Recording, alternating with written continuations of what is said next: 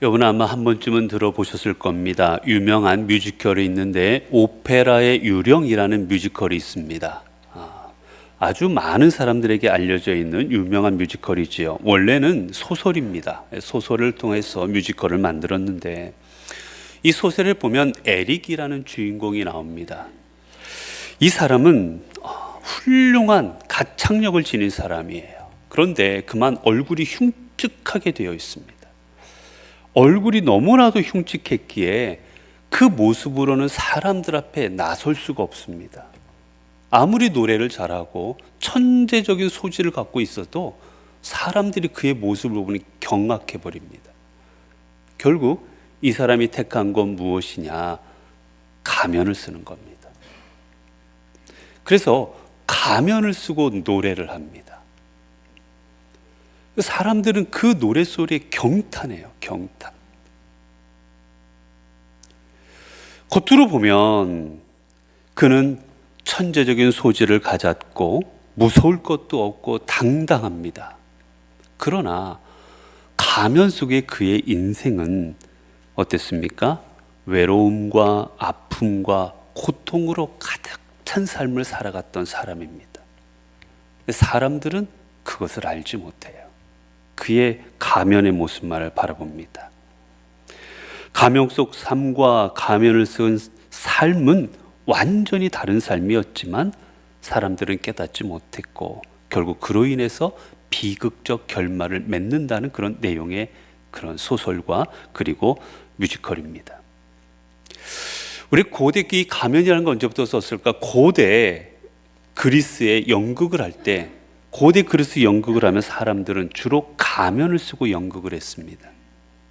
한 사람이 때로는 왕의 노릇도 합니다. 왕이 되기도 하고 때로는 또 사람이 가면을 쓰고 신하가 되기도 하고 때로는 영웅이 되기도 하고 때로는 거지가 되기도 하고 한 사람이 가면을 쓰면서 여러 역할들을 했습니다.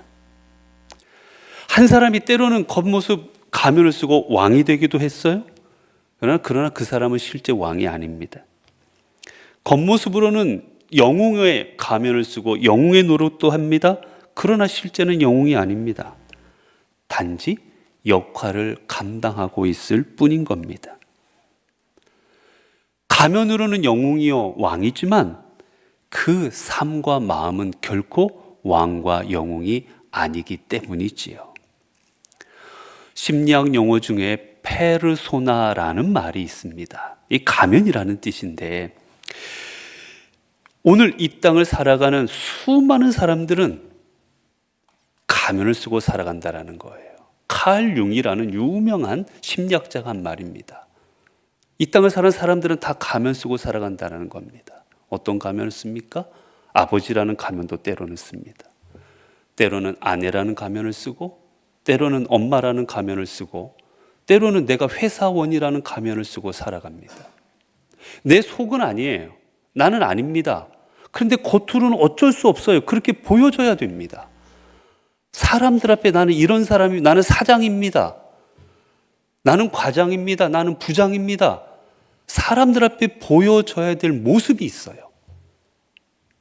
그래서 그때 어떡합니까? 가면을 써버리는 겁니다. 겉으로는, 속으로는 아닌데 겉으로는 그런 척하고 살아가는 거예요. 그거를 페르소나라고 합니다. 수많은 사람들이 삶의 자리에서 가면을 쓰고 살아간다. 그 말은 뭐겠습니까? 그 의미는 내 마음은 아닌데 내 속은 아닌데 겉으로 그런 척하며 살아간다는 말이에요. 여러분, 그런데 돌아보면 우리의 신앙도 그렇지 않습니까?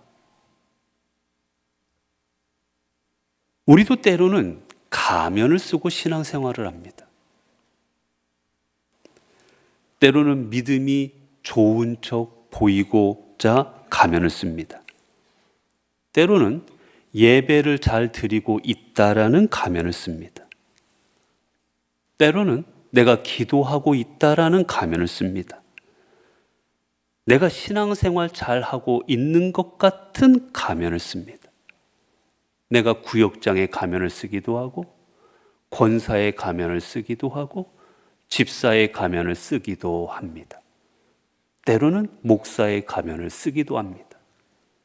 우리는 가면 속에 다른 마음을 갖고 있지만 겉으로는 아닌 척하며 가면을 쓰고 살아갔지요. 결국 중요한 건 뭡니까? 가면 속의 삶과 내 삶이 다른 이유는 다른 게 없어요.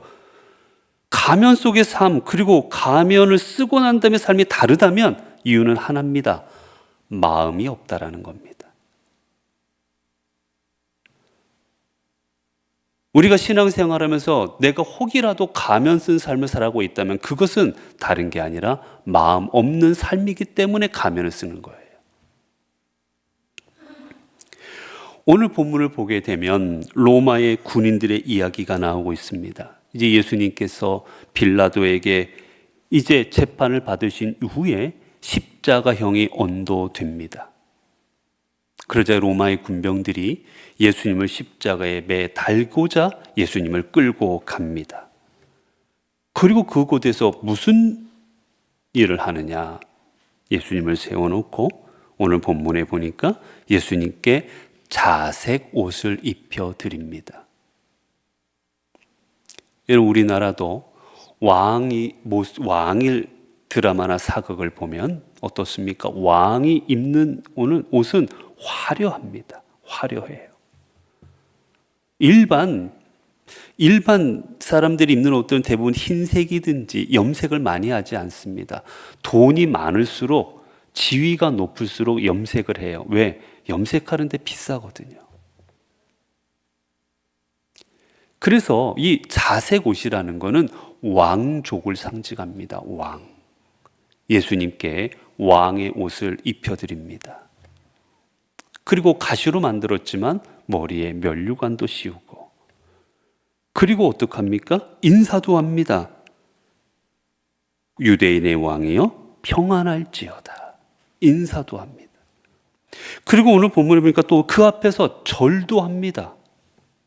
절도. 그런데 이 모든 모습을 보면서 성경은 이 모습을 예수님께 경배했다라고 기록하는 것이 아니라 무엇이라 기록합니까?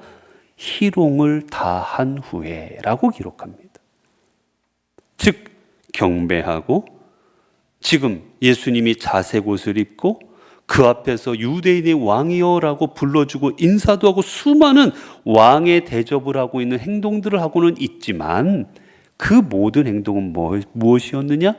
예수님을 희롱한 것이다라고 말합니다. 희롱이다라는 말은 조롱하다, 능욕하다, 비웃다라는 말입니다. 겉으로는 경배하는 것 같았어요. 겉으로는 왕 대접을 하는 것 같았지만 속으로는 비웃고 조롱하고 능욕했던 겁니다. 실제는. 이 의미를 보면 먼저 어떤 겁니까? 정치적으로 조롱하는 거예요. 내가 왕이야?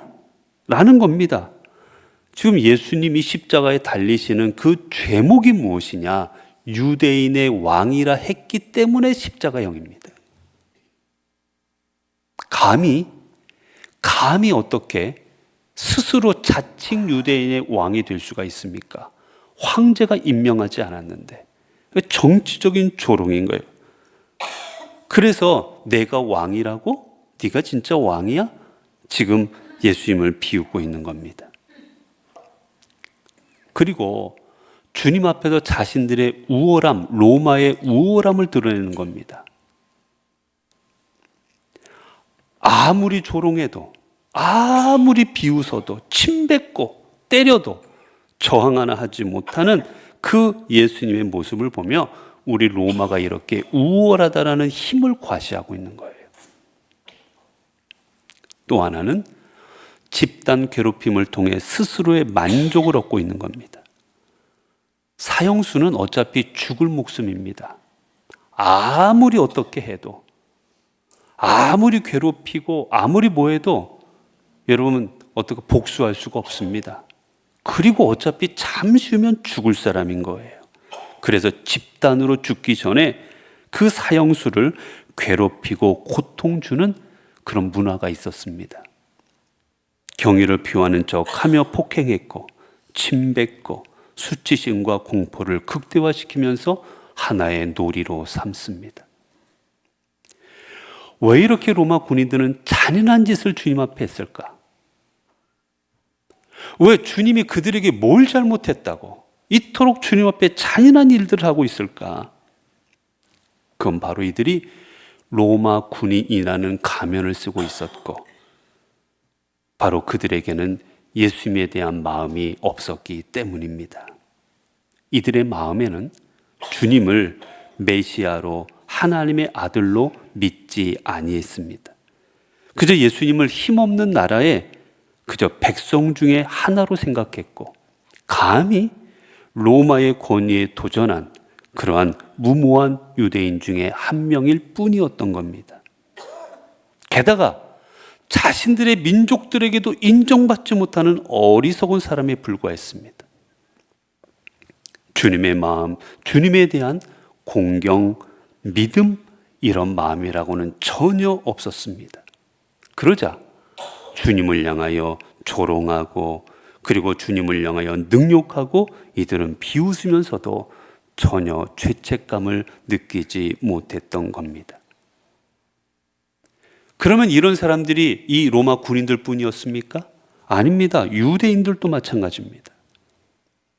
유대인들도 하나님의 아들이었던 예수 그리스도를 죽이려 하면서도 전혀 양심의 가책이 없습니다. 거짓 증언까지도 합니다. 어떻게 죽일 수 있을까? 죽이려고 불법을 저지르면서까지 주님을 고발하고 있습니다. 그런데 전혀 양심의 가책을 느끼지 않습니다. 왜 그렇습니까? 이들에게는 주님에 대한 마음이 없었기 때문이에요. 주님을 믿지 않았기 때문입니다. 예수님을 하나님의 아들이라 그들의 마음으로 믿지 않았어요. 이들의 마음은 어떤 생각이었습니까? 예수는 이 유대 우리 사회, 우리가 지금 살아가고 있는 사회를 혼란하게 만드는 사람이다. 그리고 이게 혼란해지면 로마로부터 어떤 일이 벌어질지 모르니 이 예수를 죽이는 게 나뿐만이 아니라 우리 이 유대 사회를 위한 일이다라고 그들은 스스로 생각해 버립니다. 사회를 혼란케 하고 자신들의 권위에 도전한 그런 사람이었기에 주님은 그저 악이었을 뿐입니다. 주님에 대한 마음이 전혀 없을 때 로마 군인들, 종교 지도자들, 그리고 이곳에 모인 수많은 군중들은 그저 주님을 죽이고자 하는 살인자로 돌변해 버리고 말습니다. 여러분, 결국 그렇게 오늘 이 모습 속에서 하나님께서 우리에게 주시고자 하는 교훈이 무엇이겠습니까? 우리가 신앙생활에 제일 중요한 건 내가 지금 어떤 가면을 쓰고 있느냐가 아니라 내가 지금 어떤 마음을 갖고 있느냐는 겁니다. 내가 지금 부장의 가면을 쓰고 있느냐? 내가 지금 목사의 가면을 쓰고 있느냐? 내가 지금 권사의 가면을 쓰고 있느냐? 내가 구역장의 가면을 쓰고 있느냐? 어떤 가면 쓰고 있냐가 중요한 게 아니라 내가 내 삶을 통해 어떤 마음을 가지고 주를 섬기고 있느냐, 내 마음이 무엇이냐가 중요한 겁니다. 우리의 진짜 신앙은 마음으로부터 시작되고 마음으로부터 행해지기 때문입니다. 주님께서 말씀하셨습니다. 내 마음을 다하고 목숨을 다하고 뜻을 다하여 주 너의 하나님을 사랑하라.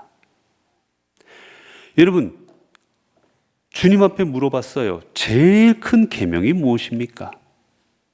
우리가 지켜야 될 계명이 여러 가지가 있습니다. 십계명도 있고 수많은 계명들이 있는데 그 중에 제일 무엇이 가장 큰 계명입니까?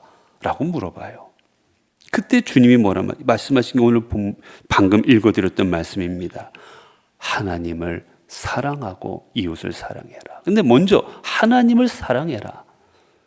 근데 여러분, 하나님을 사랑하는 게 큰 계명인데 하나님을 사랑하려면 어떻게 뭐가 필요합니까? 첫 번째 필요한 게 마음을 다하는 겁니다. 마음 없이는 사랑할 수 없는 거예요, 여러분. 여러분, 마음 없는 사랑이 있을 수 있습니까? 요즘에 뉴스를 보면 많은 이야기들이 나옵니다. 자녀를 학대하고, 때로는 자녀가 부모의 손에 의해 죽임도 당하고, 방치돼서 아이가 굶어 죽기도 하고. 어떻게 부모가 그럴 수 있을까? 이해되지 않는 일들이지 않습니까? 그런데 이해가 될 수도 있습니다. 왜요? 마음이 없으면 부모도 살인자가 되는 겁니다. 부모일지라도 마음이 없으면 자식에 대한 그 사랑 아무것도 아닌 게 되어버리는 겁니다. 그렇게 주님께서는 여러분 오늘 또 살아가는 우리들의 무엇을 보시는지 아십니까?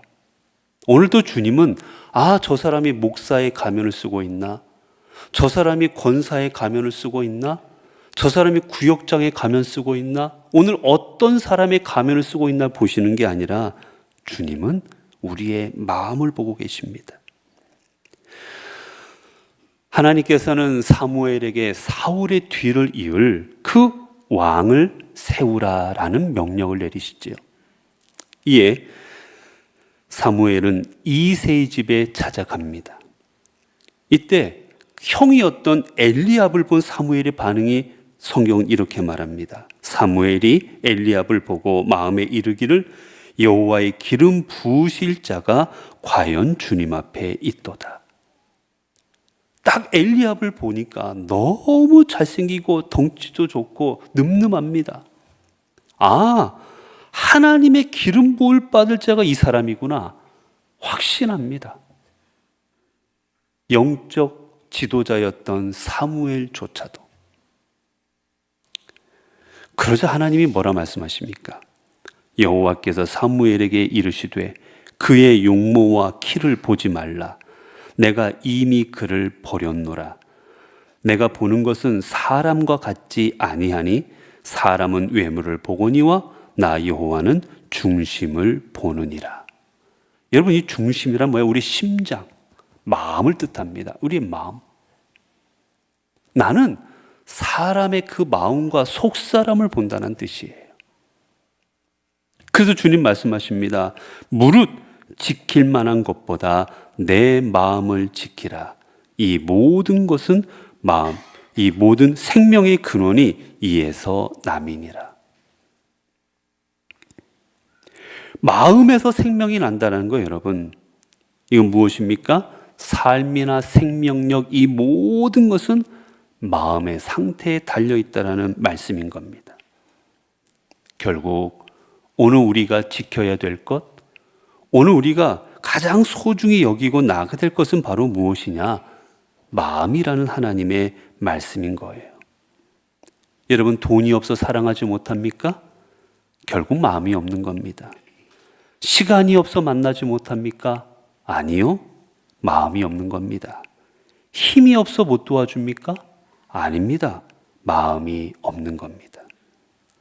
우리가 마음으로 주님을 사랑할 때 우리는 진심으로 예배드릴 수 있고, 우리가 마음으로 주님을 사랑할 때 간절히 기도할 수 있고, 우리가 마음으로 주님을 사랑할 때 우리는 기쁨으로 주를 섬기게 되는 겁니다. 주님을 사랑하는 마음이 있을 때 우리의 신앙은 살아 움직이는 겁니다. 여러분, 돌아볼 수 있기를 바랍니다. 우리 안에 로마 군인의 모습은 없으십니까? 평안할지어다 외친 로마 군인들처럼 입술로는 주여 주여 외치고 있지만 마음은 아닌 삶은 갖고 있지 아니하십니까? 예배의 자리에서, 찬양의 자리에서, 기도의 자리에서 우리의 입술은 왕 되신 주님을 찬양하고 고백하지만 예배당 문을 나서는 순간 내 삶의 주인은 내가 되고 있지는 않으십니까? 오늘도 우리가 예배의 자리에 나와 있지만, 오늘도 내가 주님을 섬긴다 하면서도, 우리가 주님의 자녀입니다라고 고백하면서도 여전히 우리의 삶의 자리에서는 그저 내가 성도라는 가면을 쓰고 살아가고 있지는 않으십니까? 마음을 담지 않고 그저 주일이니까 드리는 예배, 습관적인 헌금, 형식적인 봉사는 여러분 주님을 향한 또 다른 조롱이 될 수도 있습니다. 사랑하는 성도 여러분, 로마 군인들은 예수님께 왕을 섬기는 흉내를 내었습니다. 이것은 마음 없는 섬김이었고 결국은 가면을 쓴 조롱이었습니다. 우리가 주님을 섬길 때 또 여러분 우리는 달라야만 합니다. 사람들이 보든 안 보든 형식과 습관으로 주님을 섬기는 것이 아니라 마음으로 주님을 왕으로 인정하고 섬겨야만 합니다. 우리는 형식적인 신앙이 아니라 마음으로 드리는 신앙으로 주님을 온전히 경배해야만 합니다. 예배 드릴 때에도, 기도할 때에도, 섬길 때에도 겉모습이 아니라 마음으로 주님을 향해야 합니다. 이제 가면 쓴 모습으로 만족하지 말고 우리의 속사람으로, 우리의 마음으로 주님 앞에 나아가십시오. 하나님은 우리의 겉모습이 아니라 우리의 마음을 보시는 분이시기 때문입니다. 기도하겠습니다. 은혜로우신 하나님, 오늘 또 말씀을 통해 우리의 모습을 돌아보게 하시니 감사합니다. 우리는 많은 경우 그런 척하며 살아왔습니다. 가면을 쓰고 믿는 척했고 사랑하는 척했고 위하는 척했고 주여 주여 하며 살아왔습니다. 이제 구원의 은혜를 입은 저희들 더 이상은 가면을 쓰고 만족하지 말고 우리의 마음으로 주를 사랑하고 우리의 마음으로 주를 경배하고 우리의 마음으로 주를 섬기는 삶이 되게 하옵소서. 그래 우리의 모든 삶의 자리가, 내 중심이 하나님을 향하는 삶의 자리가 되게 하옵소서. 우리 주 예수 그리스도의 이름으로 기도드리옵나이다. 아멘.